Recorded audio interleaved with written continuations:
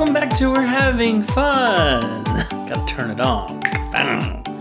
I'm Mark. How are you, Krista? I'm fine, and I'm Krista. Hi.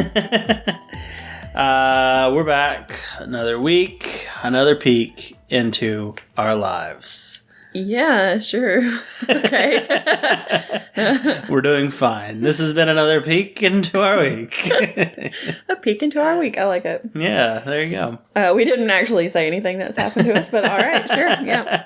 This is a new segment where we don't do anything. I guess if we don't have... Do we have anything we want to discuss before we get into it? No, I don't think so. I mean, there's a lot of stuff going on with me right now, specifically with the whole work situation, but... Yeah. I don't want to get into it. Yeah. Probably best not to. Yeah. It's just, I've been having to do a lot at work. It's been very busy. Yeah. A busy bee, as they say. Yes. Everybody calls her, hey, look at that bee. What a bee. And I think, yeah, she is real busy like a bee. I'm glad they recognize it. Anyway. The look I'm giving him right now. What? I don't understand. Yeah. But now we have this weekend to relax and enjoy some viewing experiences. It wasn't like last weekend where you were working basically the whole time or sleeping. Yeah. That was a rough weekend. Yeah. I didn't expect it to be that bad, and it was pretty bad. But yeah, this is a much better weekend. Definitely. Definitely. So, let's start off with the new episode of Hawkeye. Yeah. Hawkeye. Okay. That's how we say it. Hot guy? Hawkeye. Okay. Yeah, Hawkeye episode 4.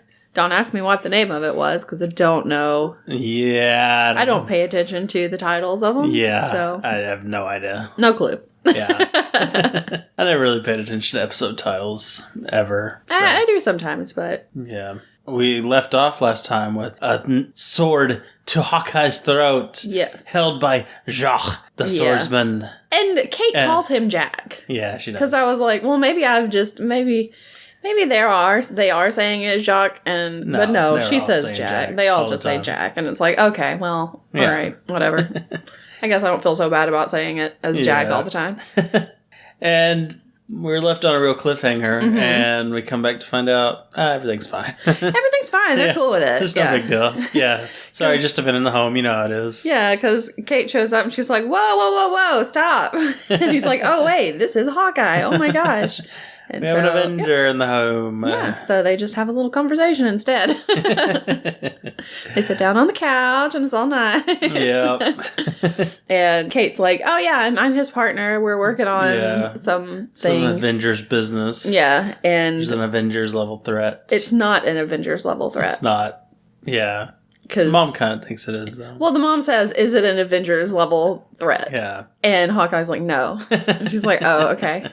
But I still don't want her taking part in this because, you know, she's basically all the family I have. Mm-hmm.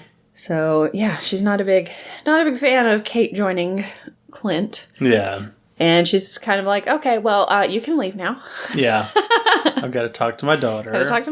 So bye. See you later. So he leaves. Yeah. And then she knew they were getting on her profile to look up somebody or something. Yes. So, which is why they had to explain everything. Because she's like, yeah, I saw somebody logged into the company from my laptop, and I want to know why. And so that's why they had to explain. Yeah.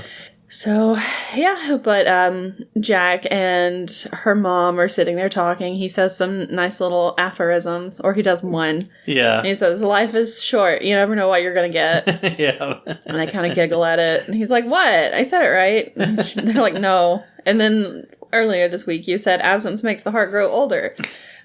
He's like, well, it does. Yeah. At that point, I was like, are they going to try? Is he going to be a good guy? Yeah. Are they so trying they're going to make him a good guy? But then whenever Hawkeye talks to Kate, he's like, yeah, Jack works. He's running like a gun ring or something. I can't remember what they said. Yeah, exactly. It's called Sloan. Yeah. And I don't remember what it is, but it's what some criminal organization. Kazi works for. Yeah. So he works for the big guy, the big boss, whoever that is. So Sloane launders money for the tracksuit mafia. Not mafia, what are they called? That's right. Is it? Okay. Yeah. I was like, I just put it as the tracksuits, and I was like, is it mafia? But yeah, Jack is the CEO of Sloane. Right. So he's got something. So he's in it. Yeah, he's doing something. Something bad. But yeah, he slow dances with the mom, because Kate's like, you don't dance, and they get up and start slow dancing to a Christmas song. Yeah, which is a big no-no for me. I hate people slow dancing to Christmas songs. Yeah. It's weird. It's never right. I don't know. It's weird. And he starts singing along, but he gets some of the words wrong. And he's a terrible singer, too. He's not good. I wasn't really paying attention, I guess. He's pretty monotone. Oh, okay. But, yeah, so they have their little dance. I can't really remember how that scene ends. It just kind of ends, I guess. Yeah, kind of. I mean, the mom wants to talk to Kate about Jack, and all that, and she's like, we need to change the subject. No, Kate wants to talk to the mom about Jack. No, the other way. It was about how she's like, her relationship with Jack or something, how she's been treating Jack. And then Kate's like, can we change the subject? No, the mom says change the subject. We gotta rewatch this episode. Okay, the mom says to change the subject. Okay, maybe. I might have been typing on my phone. But anyway, at least it's just Kate just up and leaving, basically. Okay. I can't remember most, like, the end of that scene. It was a pretty, the beginning of this episode was pretty slow. Yeah. Just kind of like, not much was happening. And then, pretty much how it turns out is Kate ends up at the apartment with Hawkeye. She brought a bunch of Christmas goodies and movies. They're going to do the movie marathon. And some pizza, of course. And he's sitting there. He has taken these, they're called dailies, I think is what it's called. But they're these like freezer alcoholic things you can put in your freezer. So it makes like a slushy drink. So you have like pina coladas and Mai Tais and all this stuff. Yeah. And it's just like it's like a single drink for one person. Yeah. And so he took them out of the freezer and has them like taped to himself to like as ice packs, basically. Because his wife told him he needed to ice up. Mm-hmm. And because he had talked to her earlier, the kids were disappointed he's not going to be home again. Yeah, of course. But I think she gave him some information about, maybe she's the one that gave him the information about Jack. Yes, she is. And also, they were talking about the Rolex. The Rolex that was in like the first episode and it hasn't shown up since. Yeah. And so they were talking about that. It's apparently his. It was, I guess it was Hawkeye's. I don't know anything else about it. Still don't know the significance about it. It's got a tracker in it. It sends out pings, apparently. Yes, it does. That's about all we know. Yep. So they start decorating a Christmas tree. They're trying to come up with a plan.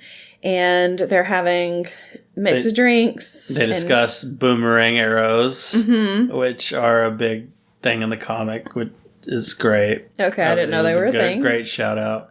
Yeah, it's what Kate saves Hawkeye with a boomerang arrow at some point. And they have that argument about why would you have a boomerang arrow? It's stupid. Okay. But yeah, it's great. And there are no more trick arrows. That's what they're talking about. Because she's like, we should make boomerang arrows so that the shafts will come back. So that the arrows will come back. Because you can... Yeah. He's got more of the arrow parts, but he doesn't have any shafts to put them on. Yeah. So he needs his old arrows back. So why would he not have the shafts? Doesn't he extras? I don't know. Have a supplier? Wouldn't Avengers provide him with this stuff? I have no idea, but so they need to get those back. Yeah, and while hanging the ornaments, he also shows her his coin snapping trick. Yes, which is also another thing in the comics where he learned it from his brother because his dad was very abusive. So they were kind of like, he would abuse them. They would, go off on their own and kind of console each other. And so to cheer Clint up, he would show him how to throw this bottle. It was a bottle cap usually. Okay. And so he would do it in the comics of hitting it. So what? No, I'm just laughing because I thought you said another thing that's not in the comics. And I was like, then how do you know all this backstory? And then you just keep going. This is my fanfic. But you said another thing that is in the comics. Yeah. Yeah. Because I'm like, then how do you know all this stuff? This makes no sense.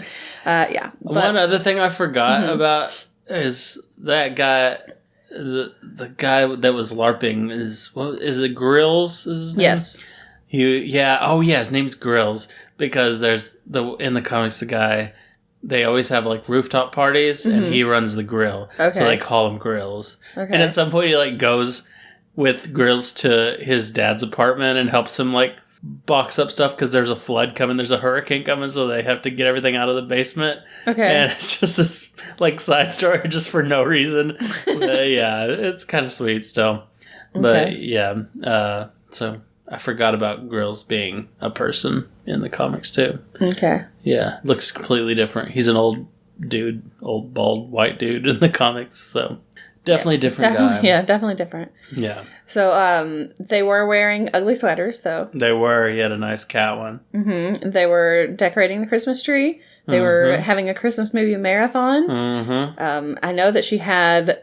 It looked like she had the Santa Claus. I'm pretty sure she had Rudolph. Mm-hmm. And they were watching It's a Wonderful Life. Yep. So we know those three. Mm-hmm. So she was kind of. It was basically like, well, you can't do this with your family because you're not at home yet, but we'll do it here. So that was pretty nice. Yeah.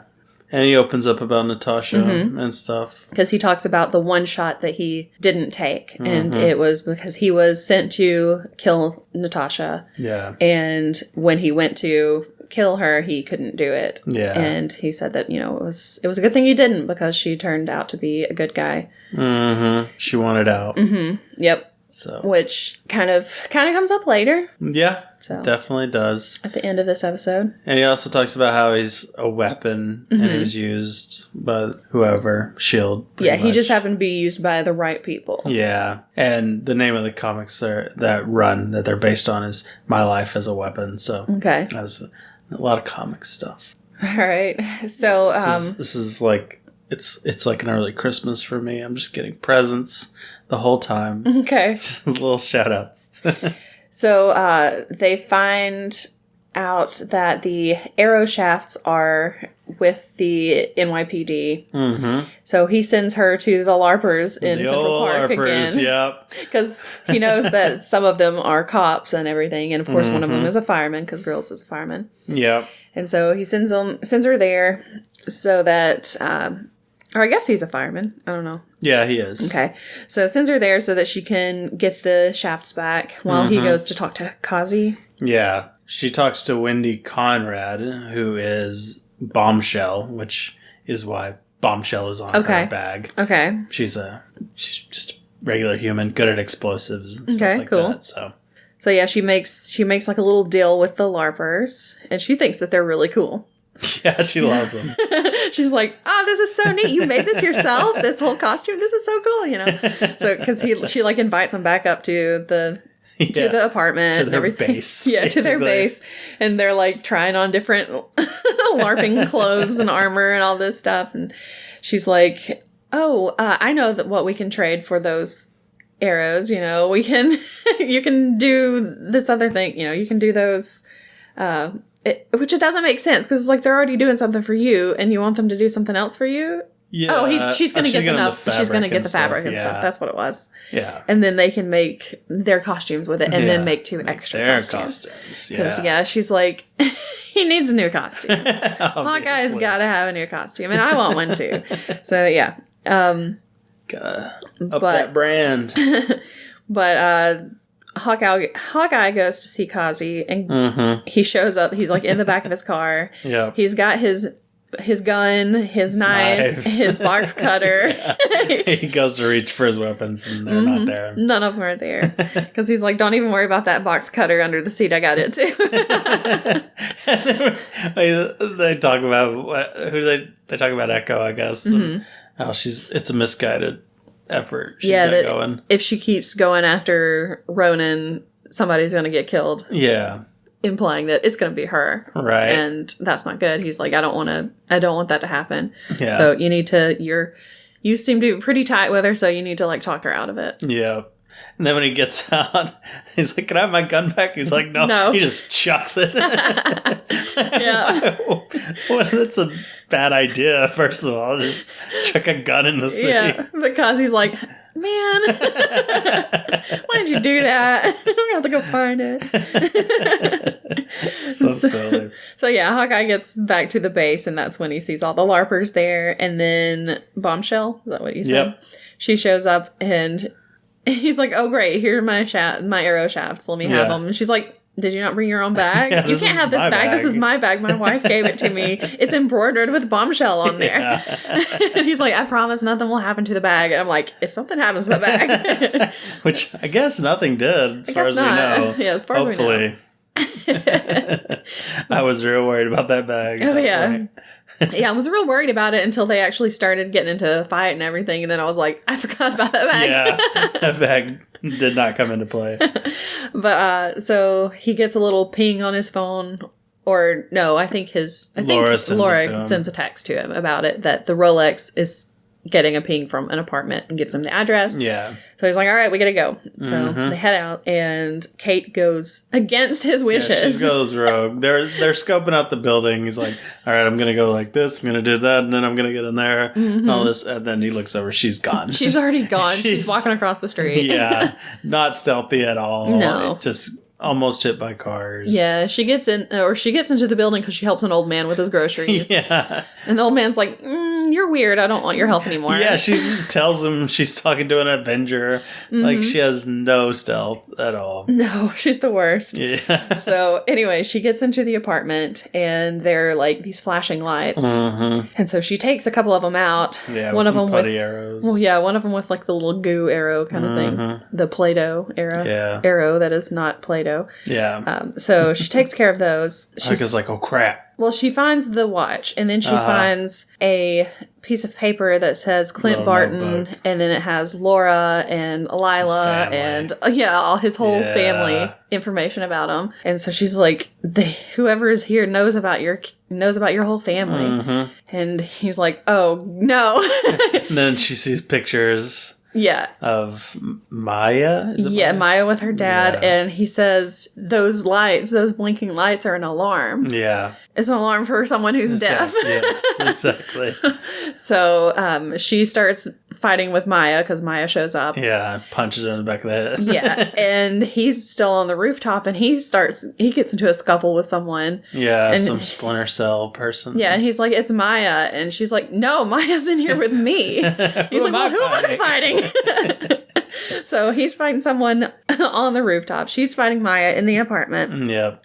He sets off like a little zip line for her. So she jumps out. Zip line arrow. So she jumps out and uses her bow to zip line across. But she gets like halfway and it just stops.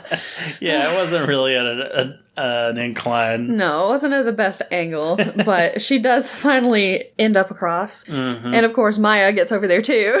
So there's 4 people just fighting on the rooftop. Yep. And we still don't know who that one person was or is at that point. Yep. So they're all just fighting each other. The mystery person knocks Kate off the roof. Yeah. But she's got like a tether. Yeah, a tether attached to her belt or whatever. Yeah, that was lucky. He's able to pull her. Well, he doesn't. He cuts it. He's like, down. Get out of here. And he cuts it. She falls like through some Christmas lights that kind of catch her as she falls down. Still gonna super hurt. Yeah. So she hits the ground and then she immediately goes back into the building and goes upstairs again. It's right back into it. She fires off some like concussive blast arrow thing. Like sonic blast arrow. I don't know what it was. Oh, I don't know. Blew and they all fly back and then their ears are all ringing and stuff. Yeah, and then she shoots. And she just straight up shoots Maya with a regular in arrow. like the shoulder. Yeah. And Maya's like, okay, I'm out. She just leaves. You got me. So she gets away. Yeah. And then the other person is still there. And Clint pulls off her mask. And it's Black Widow too. Yeah, it's Yelena. Yeah, there she is. It's what's her face? It's Natasha's little sister. Yep, Florence Pugh. Florence Pugh. She also gets away. Yeah, because Kate's like got an arrow on her, but she just shakes her head no, and then just goes away. Yeah, and she doesn't shoot her, so that was the shot she didn't take. Yeah, just like Clint had. So guess so. Hopefully that means that she'll be a good guy. Hopefully, we'll see. I mean, come on. Her whole reasoning for going after Clint is so stupid. It's a real bad idea. Yeah. It's like, really? Yeah. He's not the reason that she died. She's not that dumb. Yeah. She's going to figure it out, surely, right? I would hope so. But Clint is basically like, okay, now we've got a Black Widow after me, so you've got to get away. You don't need to be in this. This is too dangerous for you now. And so he just kind of... And then I can't remember. It just kind of ends. Yeah, pretty much. That's pretty much it, I think. I guess so. So, yeah. Do you think that Kate is going to give up? Oh, yeah. She definitely will. She's very good at taking advice and orders from others. Definitely. That's very her, so. Yeah. No, of course not. But, yeah, we'll see. See how it turns out. This episode was a little slower. Yeah. Not as... I didn't like it as much as the other ones. Yeah, I didn't either. Not a lot happened, so we just kind of got the next Black Widow there. So hopefully the next 2 episodes hit the ground running, get going. Because I did like, the first 3 episodes, I was like really into them. This one was a little slower, so maybe this is the only slow one. And then hopefully 5 and 6 will be back to their more action-packed and interesting stories. Yeah. So, we'll see. This is kind of a filler episode, just to get to that one point and get his arrows back. And I'm wondering if Uncle will ever show up. I bet so. Who do you think Uncle is? I've heard a lot of things. You want me to tell you what I've heard? I have an idea of who I think it is, but I don't know mainly because of that one episode where you see him, but you don't see all of him. And he's kind of like a big guy. Okay, skip ahead a little bit if you don't want to hear. If you don't want to hear our theories. 2 or 3 minutes. I don't know. Okay. All right, who do you think it is? Fisk. Yeah. Okay. Exactly. Because, he says something, and it sounds like, what's his name? Yeah, so you think it's Vincent D'Onofrio as, Wilson Fisk. Yep, and he's a big dude. Yeah. He's a big guy. That's cool, though. They're gonna, if they bring all that in. If they do, because they've actually recently, very, very recently, like within the past week or 2, they said that, like, what's his face? Feige? Is that his name? Yeah, Foggy Nelson. No, Feige, the guy. Oh, Kevin Feige? Yeah, Feige, yeah. Oh.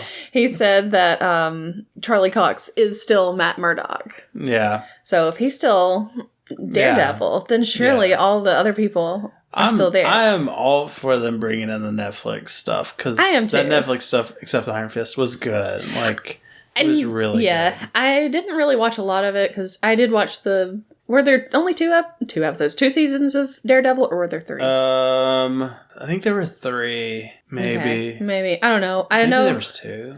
I know I saw 2. And then I watched Jessica Jones, and everybody loved Jessica Jones except for me. I loved Jessica Jones, yeah. I did not like Jessica Jones. It was really good. And then I ended up not watching any of the other ones because I was Cage like, was really good. Like, well, second season wasn't as good as the first, but... I didn't even know it had a second season. It did. It took me a while to get to that second season, but that first season was so good.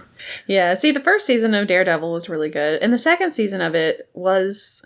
It was okay, but not for the Daredevil stuff. The Daredevil stuff, I was like, I don't care about this stuff. Because that was like when they introduced Punisher and everything. It was like, okay, his story is a lot more interesting than what's going on with these other people. And Punisher was also pretty good. Defenders was okay. Okay. Iron Fist sucked. I've heard. I'd really like for that guy who plays Luke Cage to stay in it. I think he's a really good Luke Cage. Cool.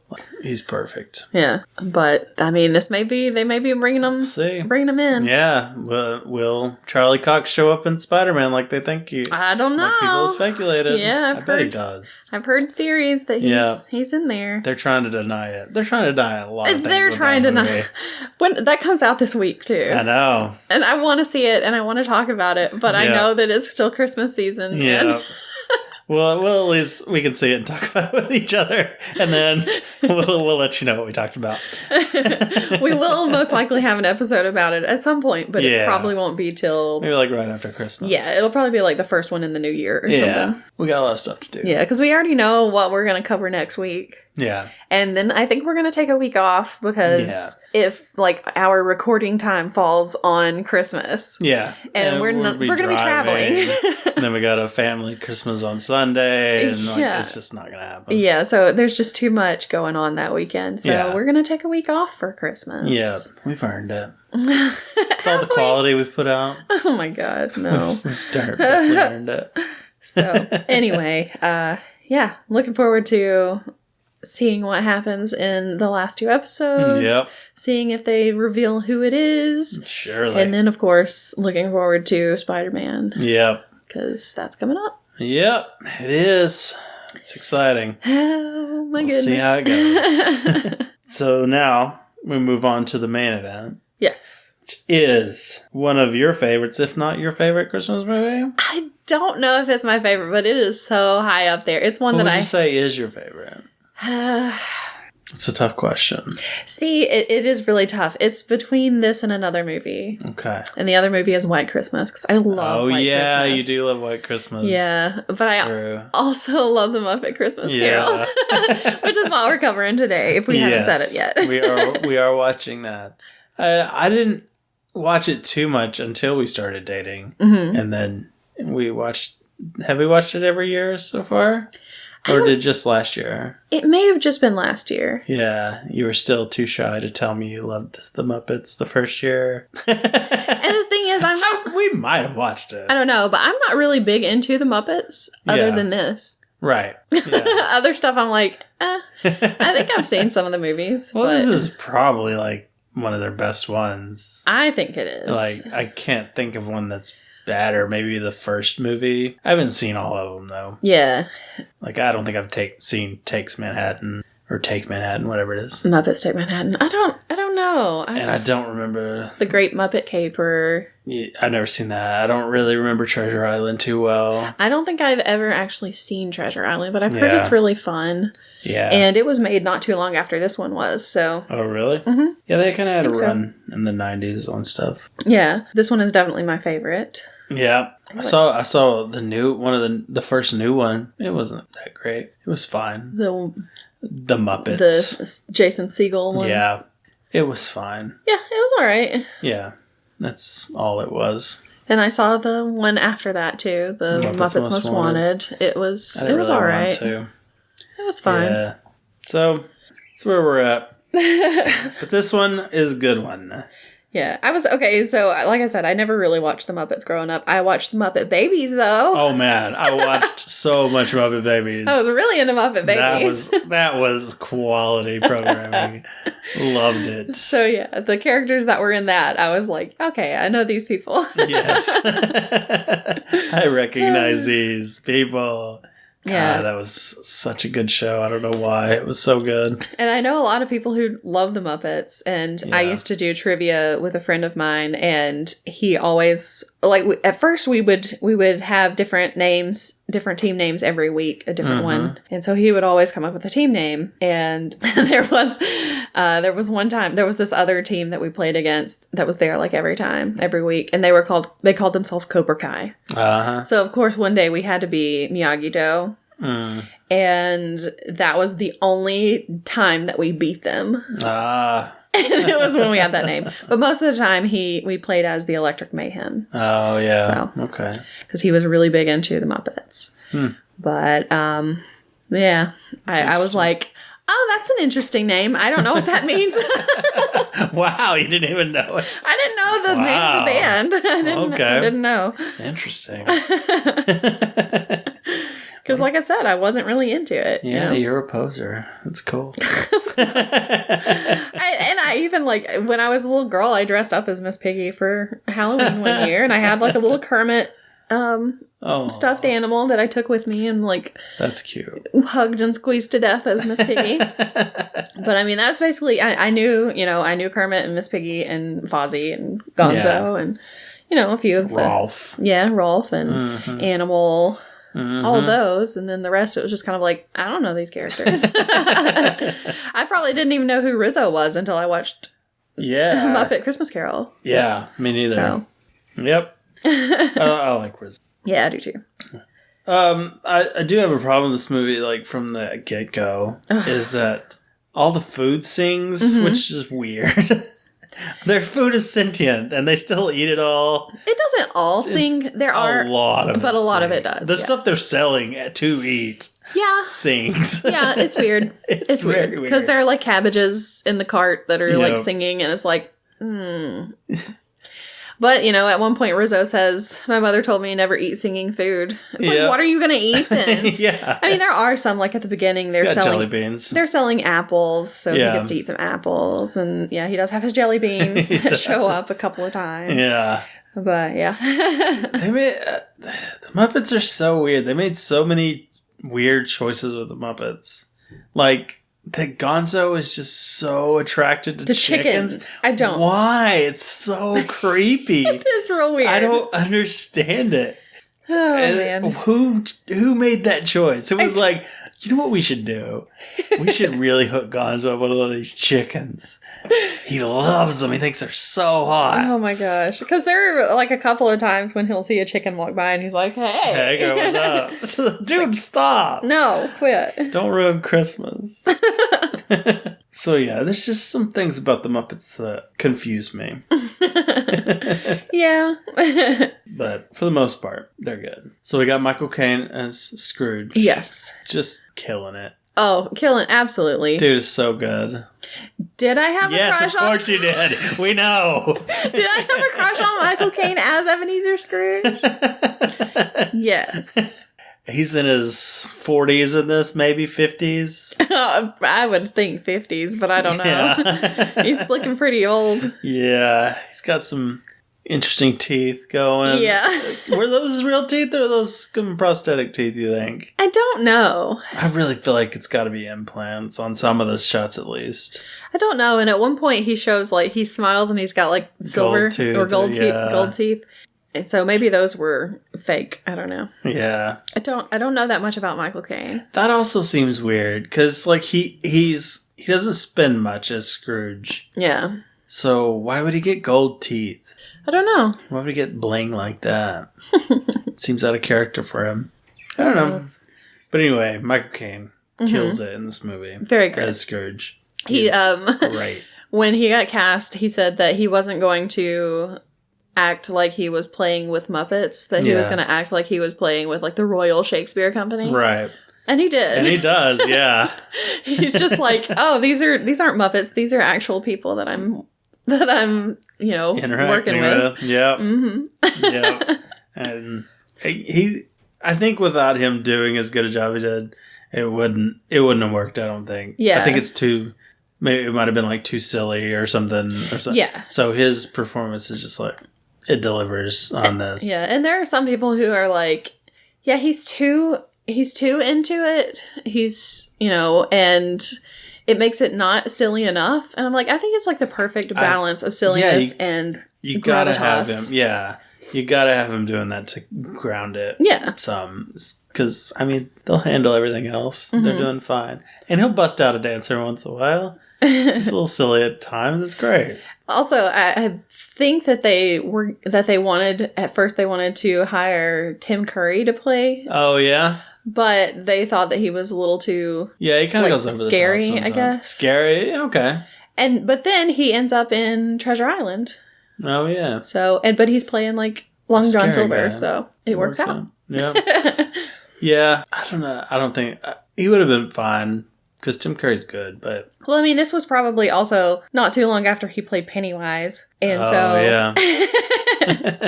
He traumatized every child in America. Yeah, that makes sense. But I'm glad that they got Michael Caine. I think he did a great job. He's probably my favorite Scrooge. Which I haven't seen that many versions of A Christmas Carol, but... Yeah. But yeah, I really like him. Yeah, it's either going to be him or Scrooge McDuck.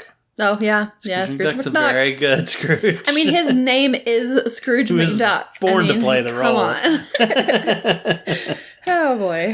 Yeah, but yeah, I think probably the best Scrooge performance of just a person. Yeah, for sure. I've heard that there's a version, and I know I've seen it, with Patrick Stewart. Yeah. So that's probably a pretty good one. It's probably fine, but it's not this. He's no Michael Caine. Yeah. Michael Caine. Michael Caine. Oh, I was going to watch a video of Michael Caine doing a Michael Caine impression. Oh, goodness. I'm going to have to watch that when we're done. This movie makes me glad that people don't sing songs about me as I walk around town. I don't think I could take it. Yeah.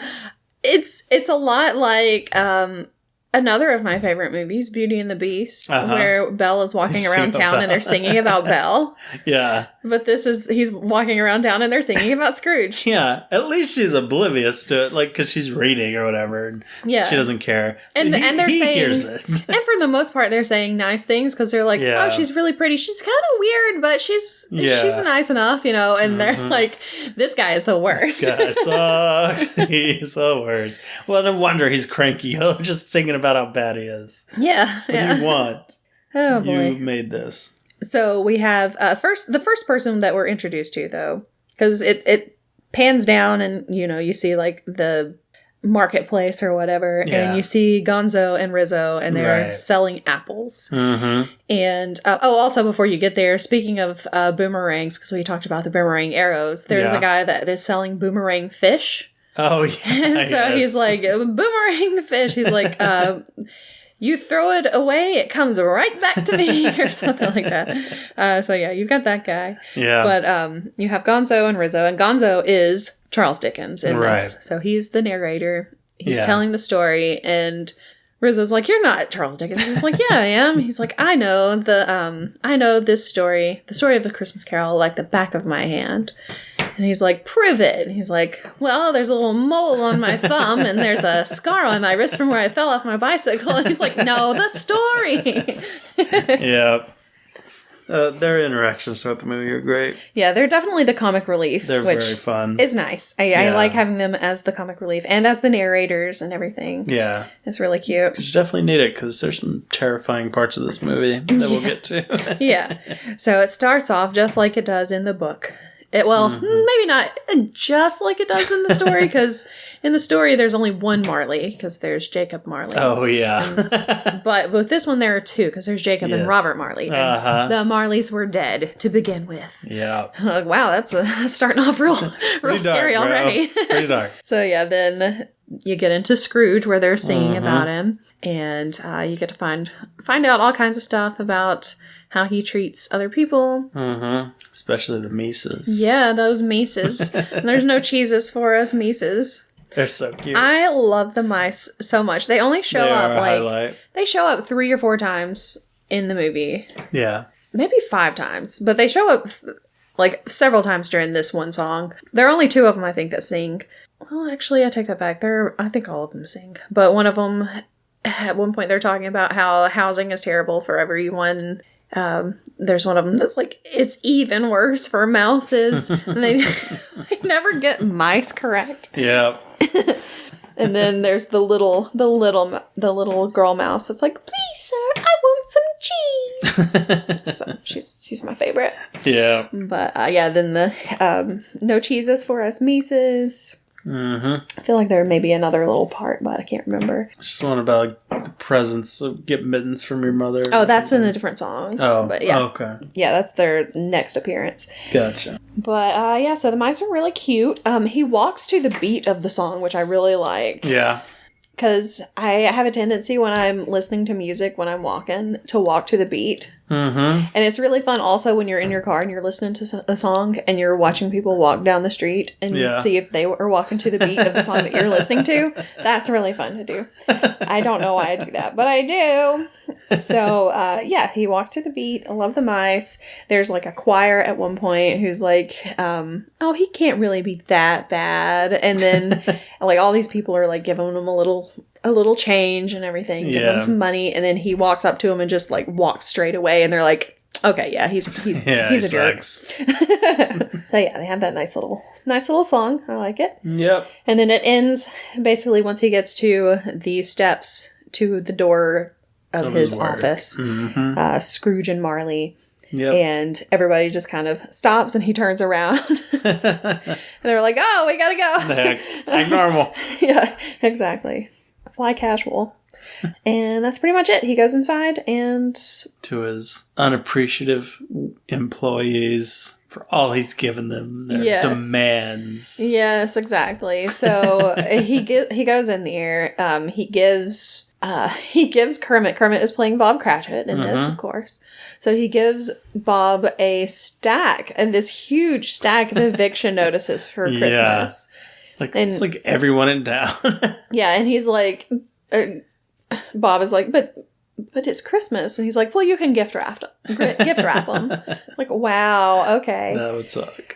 So there's a guy that is sitting there when he comes in, and he's, I guess, about to be evicted or something. Yeah.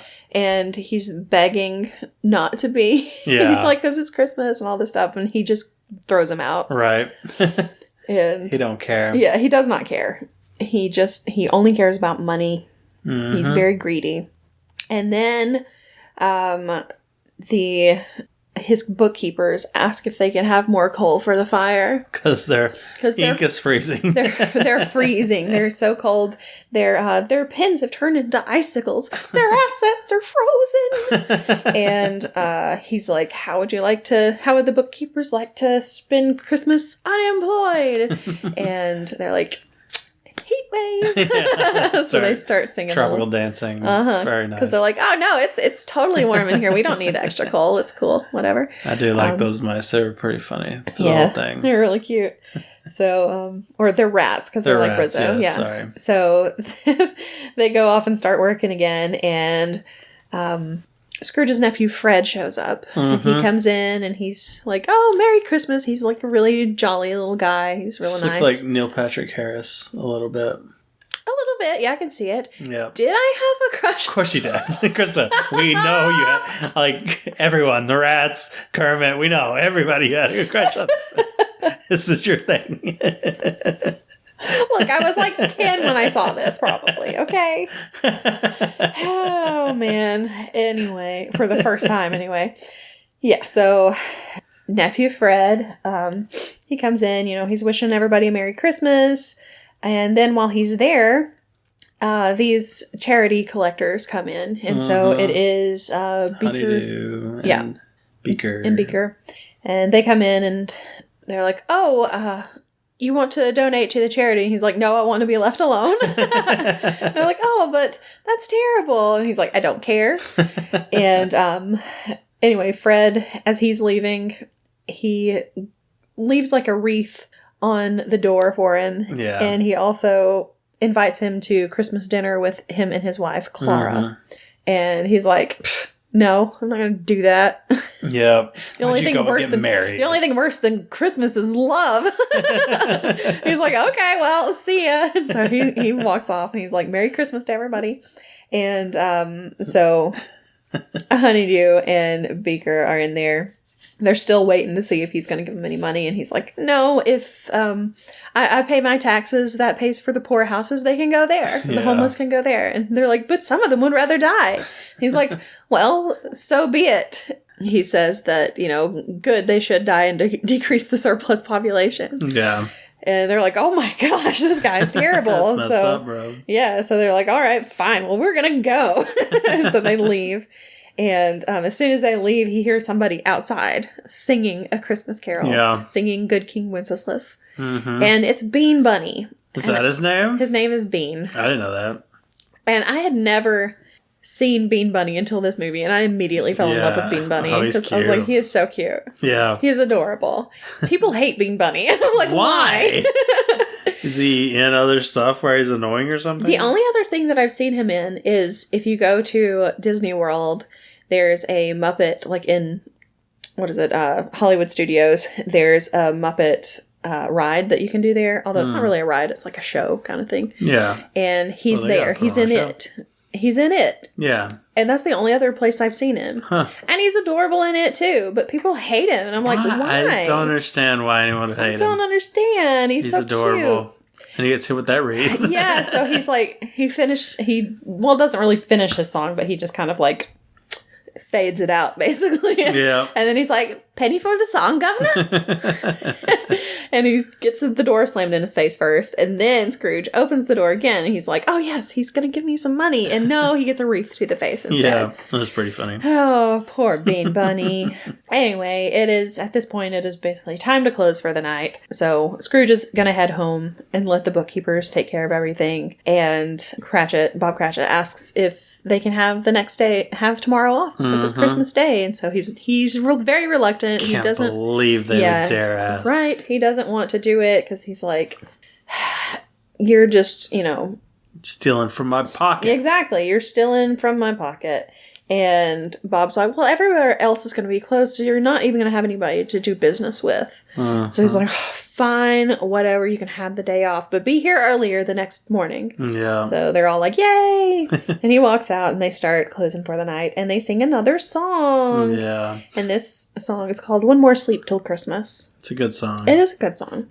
It's very, very catchy. I'll still never forget my job that I had. Like one of my first jobs out of college, and they made us choose between Christmas or New Year's. They're like, you're working one of those days. Oh my gosh. So I'm like, it was the dumbest thing. It wasn't like a business of sales. Like, I can see if you're a store, maybe you'd be open still, though. That's crazy. Or like a restaurant or something. There was no reason for us to be open, but they were like, yeah, you gotta work. And I was so mad. I hate it. That just killed any loyalty I had to that business. I was done at that point. Well, I mean, considering how much you like Christmas. Yeah. I mean, I still think I took like New Year. I think I worked New Year's or something. And you had to like work it out with your coworker to whichever one they wanted to do. You had to do the opposite. It was... Yeah, because nobody's gonna want to work Christmas. Mad about that. Yeah, and it was when I was a chemist, and there's no reason to do chemistry on a holiday. Yeah, that's dumb. Nobody we're doing this for cares. It was. I'm still mad about it. That's still mad about it. Yeah, treat your employees well. Yeah, just do it. Nike. It makes them happier. What? Oh, Nike, thank you. This has been a commercial for Nike. Oh, it has not. No. So yeah, during the song they're closing up for the night. They even go out, and there's like the Penguins' annual Christmas skating party is happening outside. So all these penguins are ice skating. Kermit gets out there. He ice skates, although he doesn't have skates. He's just using his feet. But he just like frog feet. His little frog feet. I still get weirded out seeing Kermit's legs. I don't like them. It doesn't bother me that much because I guess I'm used to seeing it because of this movie. You're always checking out his legs. I mean, I'm used to seeing them in my drawings. I do. Okay, look, in my book of love. I don't think I had a crush on Kermit. I'm sorry. Wow. Maybe when I was 5. Wow. Probably when I was 5, but not when I was watching this movie. This hurts. In this movie, I stuck to the human characters. Wow. So look at me, being real good. I thought that Ghost of Christmas Future was pretty hot. If anything, you're going to go for the Ghost of Christmas Present. Come on. That is true. Because he is cute, but not like that. Anyway, so yeah, there's a skating party, and everybody says goodnight, and he finishes off the song, and he's looking up in the sky, and there's a cute little shooting star and everything. It's like, oh, that's a really nice Who is on that shooting star? Because it like says something. It's like, have a good night, or something like that. Somebody's yelling at when it says I thought somebody just said Merry Christmas, and it was somebody who But was it happens just right whenever the thing happens. Oh. It might have been somebody on the street, but I was like, did somebody like get punted into the sky or something and I didn't see it? I highly doubt and now it. he's a shooting star? I highly doubt it. I was confused. Anyway, so he walks off, and you see poor little Bean Bunny. He's freezing in the street. Poor little guy. He's a little homeless guy. It's so sad. He should have wrapped up in that wreath. I don't think that wreath would have helped very much, because he's got like newspapers that he's wrapped up in. And it's true. He's just freezing. So sad. Mm-hmm. So then Scrooge goes home, and he's about to go into his house, and he sees one of the Marley brothers in the door knocker. And it's Jacob. Big butt chin. Yeah, it's Jacob Marley, because he actually says Jacob. Yeah. I always do think it's funny that it's Jacob and Robert Marley, so like Rob Marley. Uh-huh. But, yeah. So... Old Bob. So yeah, he sees old butt chin. Yeah, old big butt chin. Jacob Marley.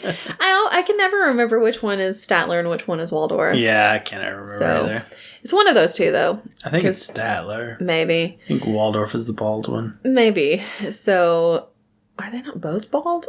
Are they bald? Oh, I don't know. I don't remember. One of them has like more of a circular face. Yeah. And a mustache. Statler's the longer one. Okay. Anyway, I don't know. I don't know. But he shows up, his face shows up for a second, and he's like, oh! And then it just goes away, and Scrooge is like, well, that was weird. Bah humbug, I'm going on in. Yeah. So he goes in, he like wanders around the house, and checking everything. He gets into a fight with his coat. Yeah. His house coat. Beats the crap out of that coat. And then he's like, oh, it's just my house coat. No damage done. And he puts it on and everything, and he goes, and he sits by the meager fire, and he's eating his wonderful dinner of bread and cheese. I mean, honestly... It's not a bad dinner. It didn't look that bad. I would have been okay with it. Meanwhile, we have a little thing with Rizzo trying to find his jelly beans, because he's lost them, of course. Chiller Rizzo. And then, as he's eating his dinner, a bell starts ringing. Yeah. It's like, okay, well, that's weird. And it rings again. And then it rings again. It just goes like real crazy. And then suddenly, Jacob and Robert Marley but they show up on the staircase. Yep. And they start singing Marley and Marley. It's a good song. I love Marley and Marley. It's a really good song. I used to not like Marley and Marley. It was probably my least favorite of all the songs in the movie. I mean, it's kind of spooky. It is kind of spooky, but it grows on you. It does. So, they sing Marley and Marley. We're Marley and Marley, avarice and greed. Yeah. Yeah, so there we go. So they sing that, and then at the end, I mean, he's talking to him. At one point he says, you're just a figment of my imagination, basically. You're just something that I ate that is disagreeing with me. There's more of gravy than of grave about you. And they're like, more of gravy than of grave. Whoa. So, yeah. I know this movie like... Oh, yeah. Not like Charles Dickens, but like Gonzo Charles Dickens knows the story. Yeah. Like the back of his hand. Yeah. Look, there's a little mole on my thumb. It really is. Watching the movie with Krista is like listening to this podcast while watching the movie. Because, I mean, well, kind of. Except that you're just saying all the lines and singing the songs. Oh, yeah. It's your commentary over it, but it's just saying all the lines. So they tell him that there are going to be 3 ghosts that are going to visit him during the night. And the first one will show up when the bell tolls 1. Yep. And he's like, okay, whatever. I've seen enough ghosts for tonight, but okay. Deuces. So then... we see that Rizzo has found his jelly beans. Yes. They were in his pocket the whole time. Uh-huh. Of course and they were. My favorite part of the movie, he just kind of gives Gonzo's nose a little kiss. I love that. It's really like no reason. I wonder if they just like improv it, just like off the cuff, just like... It probably was, because there are some bloopers from the movie where... there's like a little improv going on in some places. Yeah. I'll tell you about one of them in a little while. That was really... It was like, oh my gosh, okay. But it's still a while away. It's close to the end of the movie. Yeah. But that was maybe my favorite part of the movie. So Scrooge gets ready to go to bed. He closes his little bed curtains and everything. Mm-hmm. And so Gonzo and Rizzo climb over the gate to get a little bit closer. Yeah. And Gonzo's already on the ground, and Rizzo's up on the top of the gate. And he's like, you've got to jump. And he's like, I don't want to jump. But he doesn't. He's like, I'll catch you. And so he finally jumps. Gonzo does not catch him. He's like, oops. So he gets kind of mad about that. And then he realizes he left his jelly beans on the other side. Yeah. So he goes through the gate. He could have done it the whole time. And grabs the jelly beans and comes back. And Gonzo's like, you can fit through those bars? He's like, yeah. And he's like, you're an idiot. It's like, he didn't even have to jump in the first place. Anyway, so they get on top of this tree. Yeah. And the bell tolls 1, and suddenly there's this bright light. Mm-hmm. And it is the creepy baby ghost child. I hate this ghost. It is real weird. It's so weird. It looks like a porcelain doll. Yeah. That is like in the midst of drowning because its hair is always like its hair and its clothes are always like flowing. Yeah. It's real weird. I don't like it. It's real weird. I don't know who thought of this, but I don't like it. I'm telling you, man, those Muppet creators, they made some weird choices. Well, the thing is, they were gonna do, when they first started storyboarding it and everything, they were gonna put Muppets like that everybody knew as the ghosts. Yeah. So it was probably going to be like Miss Piggy or something. Yeah. And Gonzo was going to be the ghost of Christmas Yet to Come. Oh, and so weird. He was going to be like in a robe like that, and all you were going to be able to see was his nose sticking out, so you'd know it was him. But he never talks, and so they're like, well, we can't do that with Gonzo. Yeah. So that's when they came up with, well, we'll make him be the narrator. We'll make him be Charles Dickens. Much better choice. And we'll just make all new Muppets for the ghosts. Which, great job. That. I don't like this ghost, but I do like that. One, yeah. The other ones are fine. I love the Ghost of Christmas Present. Oh yeah, he's Ghost great. of Christmas Yet to Come is kind of creepy, but it's not what bad. You're going for. Yeah, exactly. He's supposed to be kind of creepy. Yeah. This creepy ghost child is not supposed to be a creepy ghost child, but he is, or she is. Sorry. So, Scrooge like takes its hand and they fly off into the past, and Gonzo and Rizzo just hitch a ride. Pulls a Hawkeye and throws a grappling hook onto him. Yeah, and they just fly into the past. So they land in like the schoolyard of Scrooge's old school. He's so excited. He is actually. He had so many friends. He actually is really excited. He's like, oh, there's my best friend Edmund. Hello, or boys. Whatever. And of course they can't hear him or talk to him or anything. Yeah. But he does seem pretty excited about it. Until he sees himself there. Yeah. And he remembers, I was Harry Potter. I was kind of boring. I just sat there and did my reading. Well, he was all alone, most of the time. Yeah. Because everybody else went home for Christmas. Yeah, and he didn't go home for Christmas. Mm-hmm. Now, in the book, or the original story, he has a sister, because that's how he has a nephew, Fred. Yeah. That's his sister's son. But she doesn't show up in this. Oh, yeah. But she comes to get him one time. I guess it's like his last year there or whatever, to take him home. And the way they talk, it kind of sounds like his home life, like his dad may have been kind of abusive to him or something. Mm-hmm. Anyway, the only person in his family that he really loves is his sister. Yeah. Which is why he's, I guess, kind of close to his nephew. Right. But, he'll at least talk to him. Yeah, exactly. So I think that's probably why he doesn't go home for Christmas, because he doesn't want to be around his dad. Yeah. But it doesn't really go into that in this. Nope. Hey, stay away from that. Yeah. Probably a good choice. Probably. So they go through several years. It shows him, just several Christmases in a row. They're all by himself. And reading, pulling out his abacus. Doing all kinds of stuff. And then it shows him right before he's about to leave to go. He has like an apprenticeship. Sam the Eagle is like the headmaster there. And he tells him, you're going to do really well in business.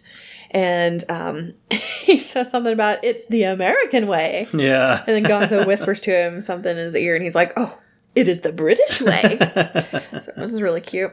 I never really liked Sam the Eagle. He was one of my least favorite Muppets, I think. Yeah, I don't know much about him, but I like him in this, because his role is very, very small. Yeah. And it's the role he was made for. Yeah, so you don't see him very much. And then they go through the past to another place, and they're in London at this point, and it's Fozziwig's old rubber chicken factory. So Scrooge apprenticed for Fozziwig. Yes. And Fozziwig, and I love this part because in the original story, the character's name is Fezziwig, which is so close. And I just think it fits so well, Fozzie as Fezziwig. Yeah. So it's Fozziwig. I love it. I love it so much. So it's like they're having their big annual Christmas party, So there's lots of dancing. You have the Electric Mayhem there playing the music. Oh, and of course Statler and Waldorf, or Marley and Marley, are up in the balcony. So they're roasting everybody, heckling everybody, of course. Yep. But they do like the speech that Fozzie gives because it's very short. Yeah, because they were like, it's time for me to make my speech, and they're like, it's time for us to take a nap, and then it's a really short speech. So they're like, I loved it, and it is there that young adult Scrooge meets Belle, and Belle is like the love of his life, basically. Yep. And so you see them meet, and then it skips ahead to a few years later, even though, because like the ghost is like, there was another Christmas with this young lady, and he's like, I don't want to see it, and they immediately go to see it. Too bad, you're seeing it. And he's like, I just said, so in this one, they skip a few years later, and you find out that Scrooge has basically he keeps putting off the wedding until they have more money, and she's like, I need to be a partner first, she's like, okay, make more money. She's like, you are a partner now, and he's like, yes, but we needed money because we're going to have a house and all this stuff, and she's like, you're just never going to do this, are you? Never going to get it. And it's basically, you fell in love with money, or you love money more than you love me. So she's out. She's like, all right, well, this is never going to happen. Yeah, we're done, you're bro. Just too obsessed with money. I ain't waiting around. Exactly. My hotness ain't going to last forever. Exactly. And so then she is leaving, and before she leaves, she sings a song. Yeah. That is called When Love Is Gone, and now it is my time to rant. Well, I gotta do some stuff anyway. All right, sit back. Here we go. This is one of my favorite songs. This is probably my favorite song of this whole movie. And they cut it out of the theatrical version. I hate Jeffrey Katzenberg so much. So, he thought that it slowed the movie down too much. Yeah. And that kids would be like, oh, this is boring. And couldn't sit through like 3 minutes of a song. Yeah. A song that, this is the song, the emotional crux of his past. Of why Scrooge's he doesn't love love anymore. Exactly.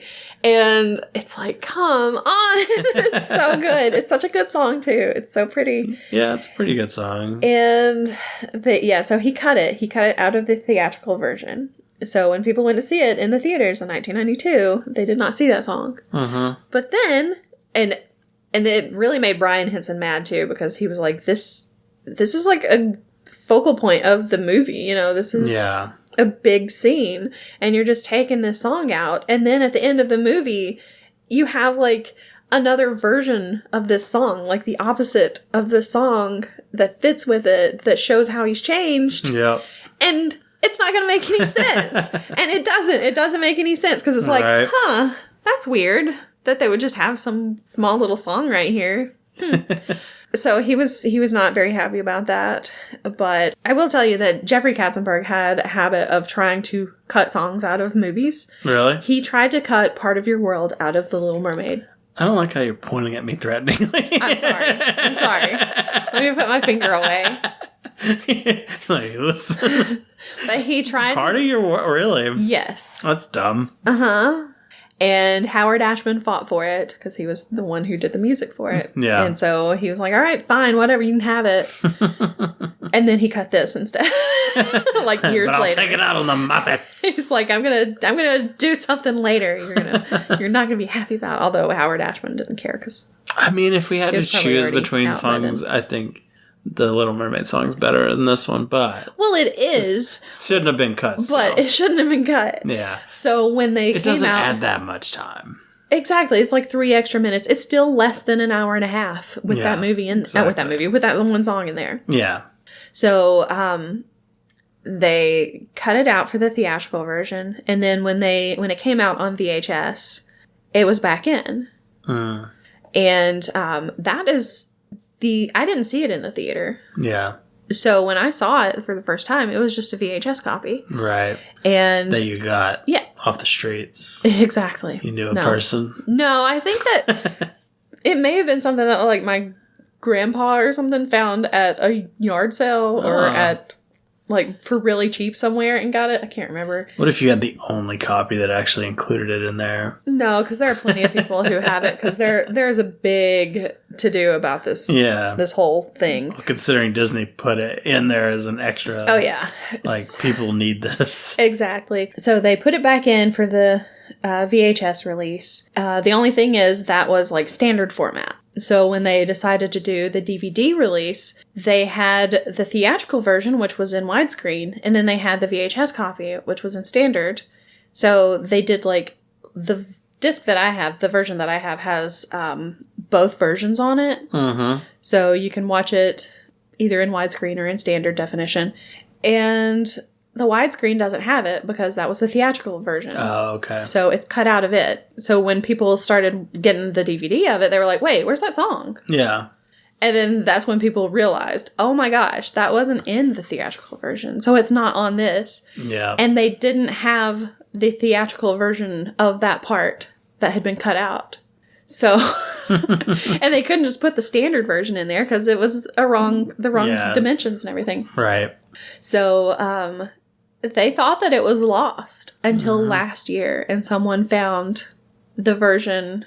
They found that clip, that part, and so that's it's on Disney Plus now. You can watch it as an extra. Yeah, and there was talk that they were going to put it into the Disney Plus version. Yeah. But they haven't done it yet because we just watched it and it wasn't there. This is true. Because as soon as we turned it on and it was like an hour 26 minutes, I was like, oh, no, it's not there. It's not long enough. It's not there. And they still have it as an extra so you can watch it. So I always, whenever I watch it, I pause it. I watch that, which I used to just watch it on YouTube. Yeah. Because they didn't have it on, Yeah. Because I would be watching the DVD or whatever. And then watch the rest of the movie. Yeah, we did it. We paused it. Krista yelled at me to pause it, threw something at me. I did not. Like, yes, ma'am. Yes, ma'am. I'll pause it now. I did not do that. Anyway, so... It's not true. She's very nice. So, yeah, we did watch it. And then, of course, you go back to the movie and watch the rest of it. Yes. I'm hoping that maybe next year it will be there because next year is the 30th anniversary of the movie. That's true. So it would be the perfect time for them to put it back in there. So Disney Plus, if you're listening, hey, let's get some petitions going out there. Please put it back in there. Let them know you want it. There are a lot of people who want that in there. Dozens of us. Literally dozens. Exactly. There are literally dozens.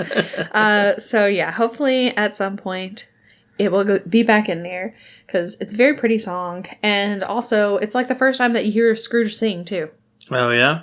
Because he sings, like, at the very... doesn't he? Like, toward the end of it, he does, like, a kind of duet with her. Mm-hmm. But my question about that is, how does he know the words to the song since young Scrooge had already walked away and didn't hear the end of it?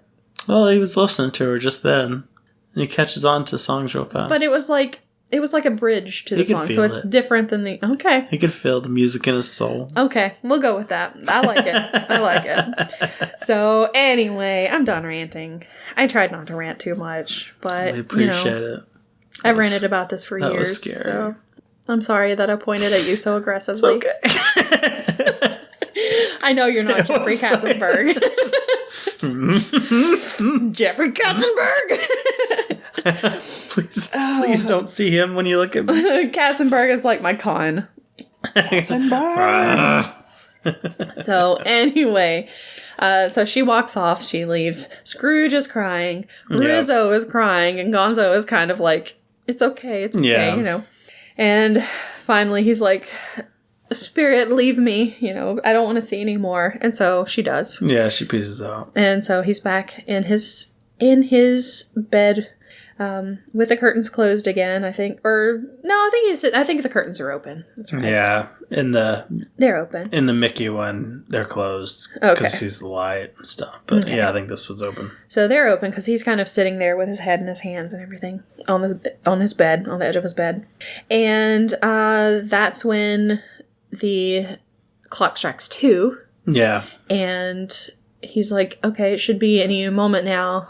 And it takes it a second, but then suddenly there's this happy music, and there's this big guy, and he sticks his head, and he's like, come in and know me better, man. Yeah. And I love the He's great. Christmas present. He's the best ghost. He's so sweet and jolly. He's like Santa Claus. Yeah. I love him. He's awesome. I want to party with this guy. Right? He is great. I love him. So Scrooge goes in there to talk to him. There's a bunch of food. This is not talking or singing food that is in there. It's a lot of carrots and parsnips and stuff like that. But there was some bread and stuff. And it's like, all right. What a meal. I do like bread. Carrots and bread. Carrots and bread and parsnips. There's probably some other stuff too, but you notice a lot of carrots and parsnips. They're easy to make. Yeah. So he goes in to see the spirit. He's very, very tall. He can't even like fit into the room properly, basically, because he's taller than the room is, so he's kind of crouched over. And he's very happy and jolly and everything, and he loves Christmas. Reminds me a lot of you. Yeah. Hey. Hey, I already told you he's my favorite of the ghosts. It's true. It's true. He's I do great. love carrots and parsnips. There you go. So you find out that he's a little absent-minded. No, he's a large absent-minded Oh gosh, he spirit. is a lot like me. There you go. But also, he says, he asks if Scrooge has ever met any of his brothers or any of his family. And he's like, no, I don't think so. And he's like, well, that's funny because there are over 1,800 brothers have come before me. And it's like, oh, because it's set in the 1800s. Christmases, yeah. And that's about how many Christmases there have been. Right. Okay, so makes sense. Yep. So yeah, I always thought that was really cute. Yeah, and the past one also said something like that. It's like, I have knowledge of like 1,600 or something Christmases or whatever. So... Anyway, so he is all excited because it's Christmas morning, and they happy. They just show up in the middle of the street, and everybody's waking up for Christmas, and they're all happy. There's the creepiest choir in the world. Oh, baby choir. They all have like big, huge baby faces. Face choir. Yeah, they're what? I don't like acid them. were they on when they made these guys?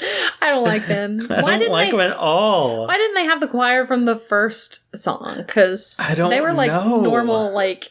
I mean, I think there was like a cat person, but there were some other people that actually looked kind of like it was fine. Yeah, they looked like Muppets. Yeah, these were just terrifying. I hated them. So yeah, they sing "It Feels Like Christmas," which is a really good, really fun little Christmas song. I can't even remember how it goes, honestly. It's in the singing of the street corner choir. Oh, going home and getting warm by the fire. That is a good one. It's true wherever you find love. It feels like Christmas. This is the one where he dances a little bit. Yes. Scrooge at the end of it dances, and it's the funniest, cutest thing. And I'm like, I love Michael Caine for this little thing, because he's just kind of just bobbing. He's like swaying along to the music, and then at the very end, he kind of does this last little sway. Yeah. Adorable. It was cute. He's really getting into it. He gets into it, yeah. And it's like he doesn't like Christmas, but for some reason there's something about that song and about everything that's happening that kind of gets him into the spirit, it seems like. It does. And so it's really cute. It is. And you can see he's kind of starting to change during all this. And also it shows the mice are back. Yeah. And that's when the little one's like, a pair of mittens that were made by your mother. Yeah. Yeah, so that's in there. It's really cute. They're so cute. And he's kind of like really kind of happy about seeing the little mice too at one point, at that point too, because he's like looking in their little mouth hole, and they're like all cute and singing to each other and everything. He's like, oh, this is adorable. And it's like, okay, Scrooge, come on.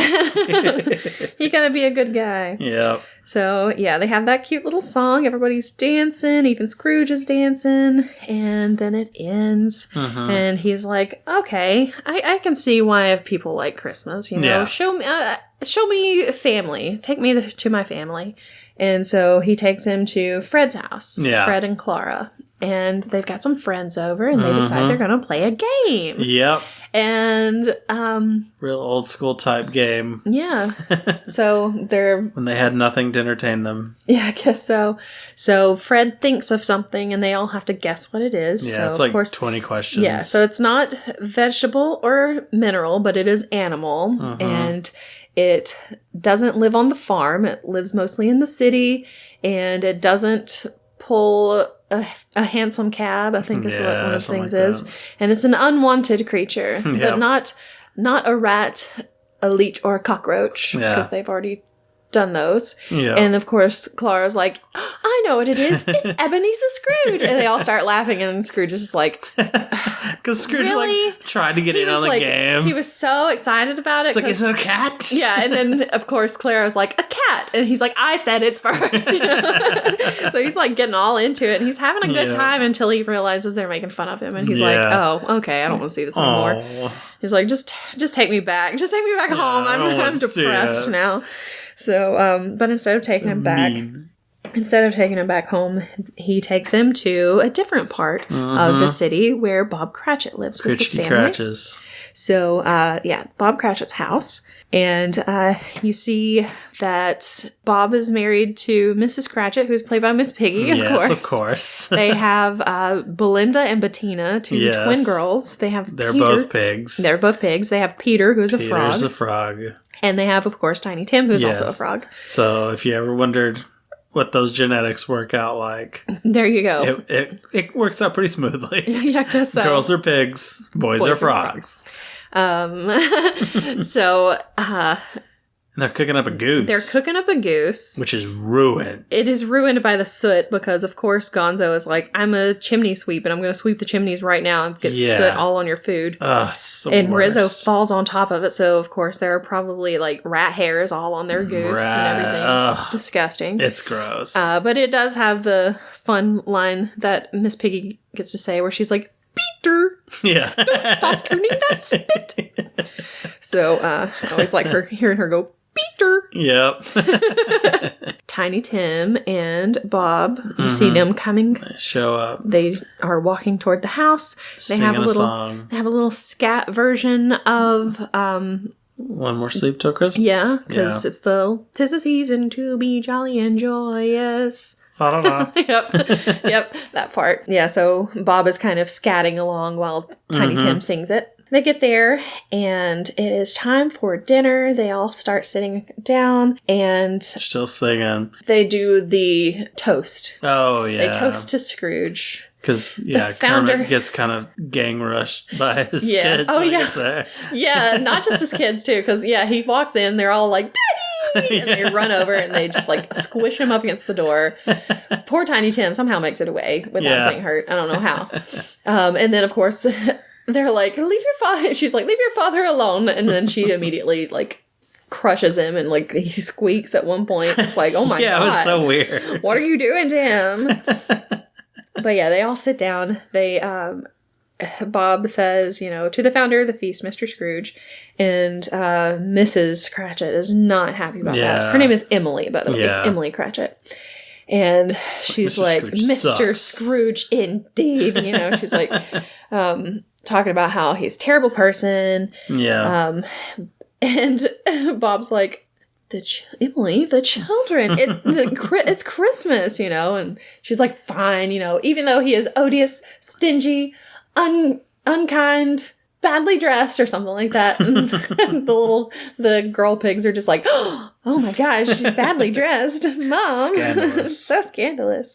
But they do toast to Mr. Scrooge. Yeah.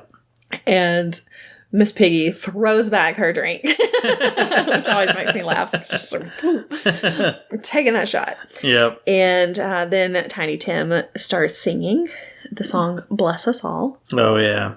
Which some people do not like that song, but it's I'm not like, the best song. I love that song. Do you? That song almost makes me cry like every time I listen to it. It's very good. That's sweet. It's very sweet. I just wish it was in a different key because I like singing it, but Robin, because Robin is playing Tiny Tim. Yeah. Robin's voice is a little bit lower than mine is. So he's like, bless us all. And I'm like, it's too low. Yeah. But I like that song. So. Well, it hurts Tim, too, because after the song, he gets all coffee. And oh, yeah, he does. So singing is killing Tiny Tim. Oh, no. That's the real reason he's dying. Yeah, I guess so. Well, too bad. And Scrooge even asks the spirit, like, what, does he live? Is he gonna make it? Yeah, is he gonna live? And the ghost's like, bro, listen, I see a crutch. I ain't see no kid. Yeah. The kid's dead. Yeah, he's like, oh, crap.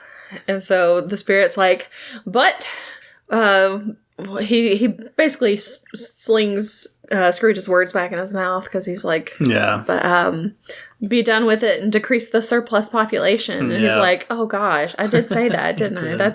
I feel like a terrible person now. You had to bring that up, Spirit. Exactly. It's like, oh, thanks a lot. That's not, man.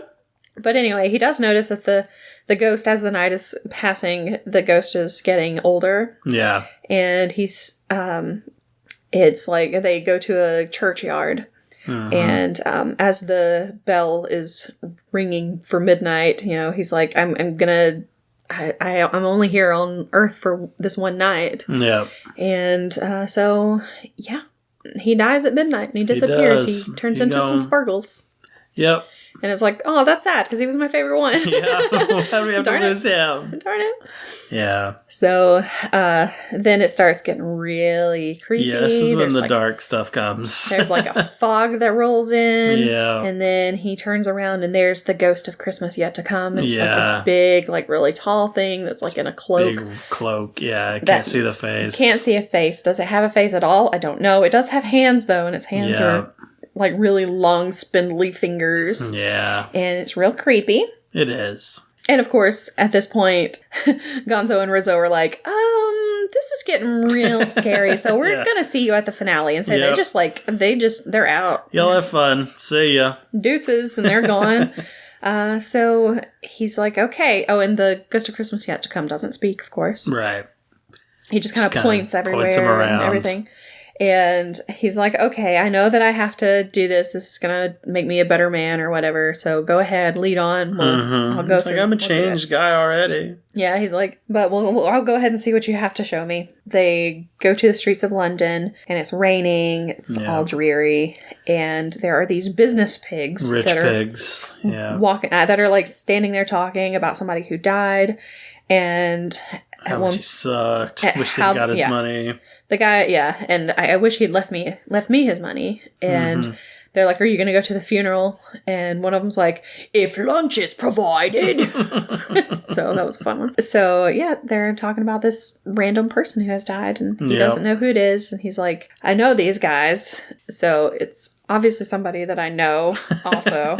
He just does not want to accept it. Yeah, he's like in denial at this point. He's got to know what we're doing here. And then the ghost points him into this other room, and there is old Joe, who is a spider. And he's like, screw old Joe, by the way. I hate him. He's kind of like a black market kind of guy. Yeah. He's real gross. Don't like that he's a spider. I hate that he's a spider. I also don't like him in the original story. Oh, really?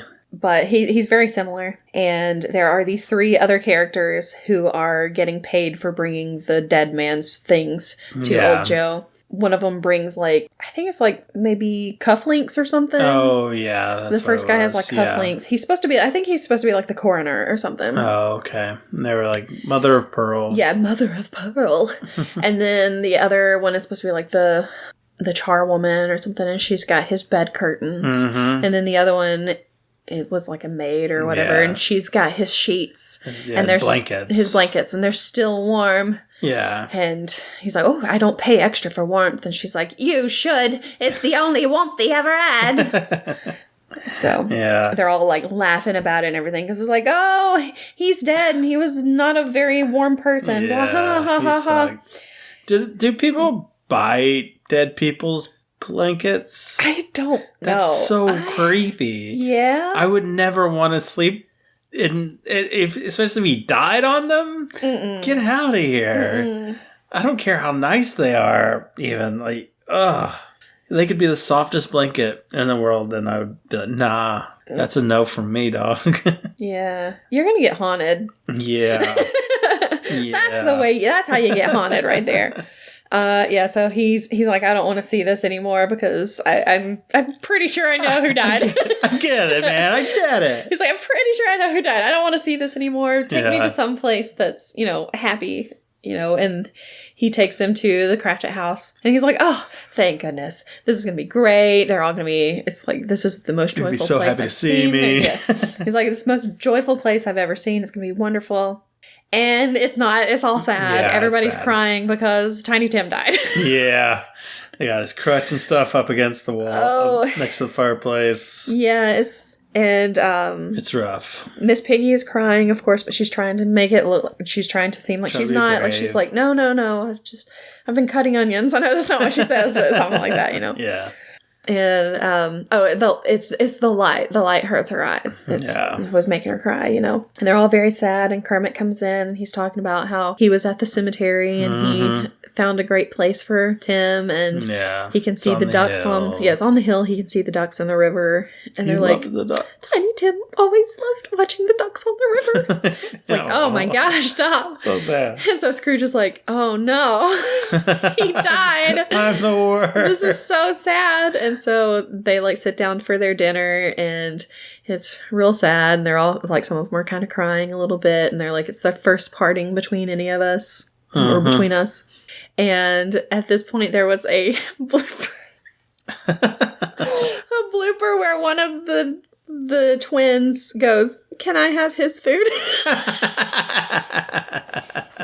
It's like, oh my gosh! Thank goodness they cut that out. That's dark, bro. Oh, it was real dark.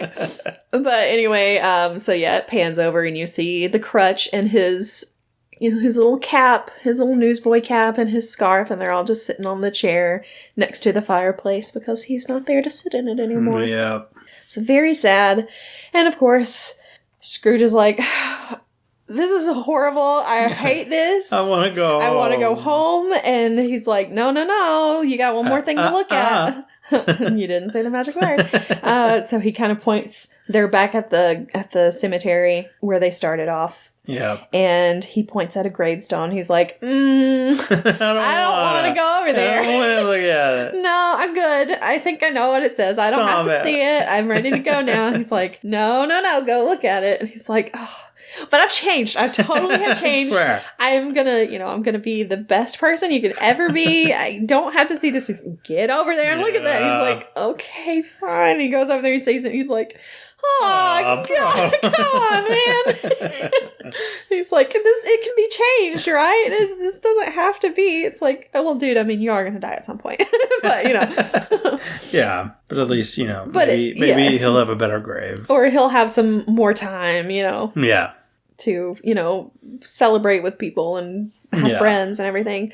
So he starts crying and he goes up to the ghost and he like kind of is crying on its cloak, and then suddenly it falls down, and it's his bedclothes, and he is back in his bed, and it's morning, and he's like, he's got no sleep. Yeah, right. He's probably so exhausted. Tired. I mean, he's just delirious like, at this delirious, and you can tell because he starts acting crazy. Yeah. So he's pretty much a real turn on the movie. He's pretty much delirious at this point. But he's so excited. He's so excited because he's back, and he goes and he opens the window where Gonzo and Rizzo have come back, and they're standing on the windowsill, and they get knocked to the ground. They get knocked off a few times. But he opens the window and he's like, "You boy," and it's Bean Bunny. Yeah. There he is. He's like, "What, me, sir?" And so he's like, "Yes, what is the day today?" He's like, "Well, it's Christmas Day." And he's like, "They did it all in one night." Of course they did. Of course they did. Yeah. They can do anything they want. Of course they can. So he's like, "All right, kid, do you know the poulterer around the street that has the big prize turkey in the window?" And he's like, "The one twice as big as me?" He's like, "Yeah, that one. Go get it." He's like, "Okay." So he gives him some extra money and everything, and he goes and he gets the turkey. So the poulterer is open on Christmas. Obviously. Are we going to have another movie about the poulterer? You're making your employees work on Christmas too. Here's what you're going to do. He also kills Tiny Tim somehow. Oh boy. So, yeah. So he gets ready. He goes out. He starts saying Merry Christmas to everybody. He even says Merry Christmas to Gonzo and Rizzo, and they're like, "Wow." He's what is could he see him the whole time? I don't know. What because some people interact with them, but sometimes they're just around. Yeah. I don't understand.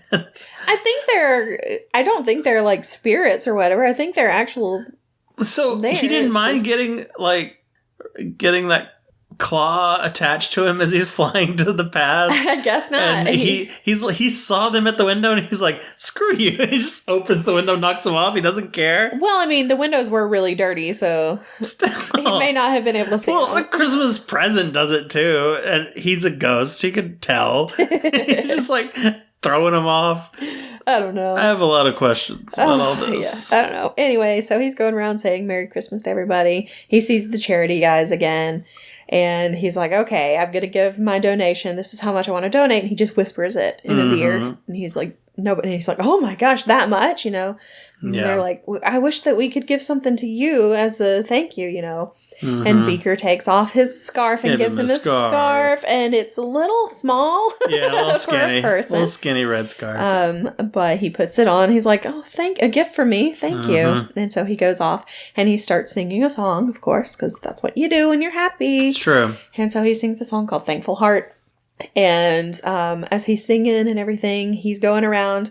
Bean Bunny is just walking around behind him everywhere with that huge turkey. Yeah, it's like, how that turkey around. How are you holding this? That raw turkey. Right, the raw turkey. Just exactly. getting salmonella or whatever you get. Yeah, exactly. I mean, it is cold outside, so maybe it's not too bad. Yeah, it's still just frozen. Yeah. So he starts giving presents to everyone. He shows up at his office. He puts like a bunch of things of coal out for the bookkeepers. And he's like, Merry Christmas, bookkeepers, blah, blah, blah. Yeah. Then he goes to see Fred and Clara and he gives them presents. And Fred is just like, what the heck is happening? And Clara's like, oh, well, that was really nice. I expected this. So then he sees Sam the Eagle, his old headmaster, and he sees Fozziwig and he gives them presents. One of them has like a little ear horn thing and is like shaking the box to try to figure out what's in it. Yeah. And so then he also stops by and he gives some cheeses for the Mises. Yes, so, you didn't forget the Mises. So yeah, he gives them I mean, it's not a big thing of cheese, but it's like a little... It's big for them. It's big for them. It's as big as their body. Oh, yeah. If I got a piece of like chocolate that was as big as me, I'd be like, oh my God. Yeah, exactly. Yeah, so it's not very big in human size, but in mouse size, it is huge. Yeah. So he gives them that little gift wrapped it's got a little bow on it and everything. And then they head to Bob Cratchit's house, and he's like, okay, everybody get away. And, I'm going to screw with them, guys. I'm going to prank them real good now. Watch this, guys. Watch this. Watch this. Get out of the way. Get out of the way. I'm Ebenezer Scrooge, and just this jackass. Oh, my gosh. So, so he knocks on the door, and nobody answers at first, and he knocks again, and he's like, Bob Cratchit! And so here comes Bob, and he's like kind of shaking, and he opens the door, and he's like, Mr. Scrooge? And he's like, you were supposed to be at work an hour ago. And he's like, but you gave me the day off and everything. And he's just kind of arguing with him and everything. And then he starts getting he's starting to sound kind of angry and everything. Yeah. And then suddenly Mrs. Cratchit opens the door. And of course Miss Piggy's going to be just like, oh, crazy, Yeah. And so he's like, I'm about to raise your salary. And she's like, and I'm about to raise you right off the pavement. And then she's like, oh, wait, what? Raise your salary? Yeah. Okay. So, yeah, he gives him a raise and everything. And he's like, and also I want you to celebrate Christmas with me. Join me in a nice turkey dinner. And that's the point where I go, that turkey's raw. Yes, that's going to take hours to cook. Yeah. That thing's huge. It's huge, yeah. That's going to take like all day for them to cook. When are they going to eat? Tomorrow. Yeah, they're not going to get to eat till tomorrow. Exactly. Yeah. But they do. I mean, they can eat that goose for a bit, I guess. I guess so. But then it does show like the cooked turkey and everything and a bunch of food and everything. And there's like so many people there. Yeah. And they're all singing. And of course, it's The Love We Found instead of When Love Is Gone. Mm-hmm. That doesn't make any sense because they cut the other song. But, yeah, that is true. And also it has like a different rhyme scheme than the other version of the song, because the other version was like A B A B, or no, it was A A A A basically, because it's like all gone rhymes with like, I forgot. Dawn. Stop. Mulan. It was like gone, known. So they're all very similar, but this one is like cone, found, known, round. Oh, sorry. I thought we were playing the rhyming game. No. But there's something weird about the rhyme scheme of it, and I don't really like it. Yeah. It doesn't sound right. Okay. But, I mean, it does work if you really think about it. It does Yeah. it does still work, but it just sounds strange. Especially when they first started off, because they don't do like the whole chorus. Mm-hmm. They just like take this part of the chorus and put it with this other part, and it's like, oh, I don't like that. But it's fine, whatever. And of course, they say, God bless us, everyone. Yeah. And that's it. That's it. And Tiny Tim, who does not die. Yeah, I love that. I love the Gonzo makes a point of that. And Tiny Tim, who does not die. Yeah, exactly. He has to point that out. And so good. Yeah, so Scrooge becomes like a second father to him, basically. Yeah. And yeah, everybody lives happily ever after, I guess. Except for that poulterer. We got to really get him in line now. Yeah, he should not be having his people always work on work Christmas. to be done. Yep. Next Christmas. Yeah. Like I said, I hadn't really watched it before we'd started dating since I was a kid, and I don't even know how much I was paying attention when I watched it as a kid. Mm-hmm. And then when we watched it, I guess it was last year, I thought it was good. It was fine. Mm-hmm. It didn't like blow me away or anything. Yeah. And then this year, I think I liked it more. I think I enjoyed it more. I liked the songs more. I noticed you laughing a lot. I laughed a lot more this time. Yeah, you seem to be really enjoying it. So. Yeah. So I think I liked it a lot more. It grows on you. It does. It does. Because I'm sure the first time I saw it when I was, when I first watched the VHS copy, I probably wasn't like that into it. Yeah. But then I was like, well, I'll watch it again. And then the next time I watched it, I was like, oh, I like this. Yeah. And the next time I'm like, oh my gosh, I really like this. Until it just got to the point where I was like, oh, okay. Yeah. I gotta stop watching this so much because I think I like it a little too much. Yeah. So yeah, it's good. I'm up for watching it more in the future. Good, because I'm going to be watching it every year. I know. Sure. I've got certain movies that I watch every year. Yeah. This is definitely one of them. White Christmas is probably. I try to watch it every year. Sometimes I don't, but I always watch this one. So I guess this one is my favorite then. Nice. Well, that was good. I liked it. So now we're at the snack part. Yeah. Which we got a huge turkey. We're gonna no. No. No. You found these the other day when you're at the store, I think. And they are, because we were talking about something. When we had the M&Ms, the sugar cookie M&Ms, we were like, oh, they should make hot cocoa M&Ms. They should, yes. But I was like, it was probably a day or two after we recorded that episode. I went to the grocery store and I just saw like some of their Christmas candy that they had. Yeah. And I saw something that said hot cocoa on it. And I was like, oh, what is this? Yep. And I just grabbed it, not even thinking. You didn't even look. You just threw it in the basket. I was just like, this is going in the basket. And you ran off. And it's not hot cocoa M&Ms. Nope. But it is a hot cocoa Hershey's Kisses. Yeah. So we got some cocoa kisses today. We do. So we're going to give those a try. I'm excited. Yeah. So I think they're basically just regular Hershey's Kisses, but they have a marshmallow cream center. Mm-hmm. I love marshmallow cream. So Can't go wrong with marshmallow cream. Hoping they're pretty good. I do Kisses like I do most chocolate foods, and I just suck them until they go away. Can you clarify that you mean I do Hershey's Kisses? Nope. You know I suck Kisses too. Stop. I like it. It's pretty good. It's really feels like a different chocolate than regular Kisses. I could be wrong on that. I don't know. I think it just says regular. I think it just says milk chocolate. Is it? Mm-hmm. Yeah, it just says milk chocolate. Felt richer. I don't know why. Maybe it's because of the It's maybe because the marshmallow is so sweet that it's making it taste sweeter. Could be. Now, I think it's funny that you like this, but you didn't really like the strawberry, the vampire kisses as much. Because I don't like the fruit stuff. This kind of has like a cordial cherry kind of taste to me. Okay. Disagree. But I mean, I like them, so. Mm-hmm. The marshmallow part's a lot more solid than I expected it to be. Tastes hot chocolatey. They are pretty good. I like it. I really like it. I like it. Hey, Krista. So, what are we going to rate them? I don't know. I got to have one more before I can make a decision. We got to finish the bag to really know if we like them.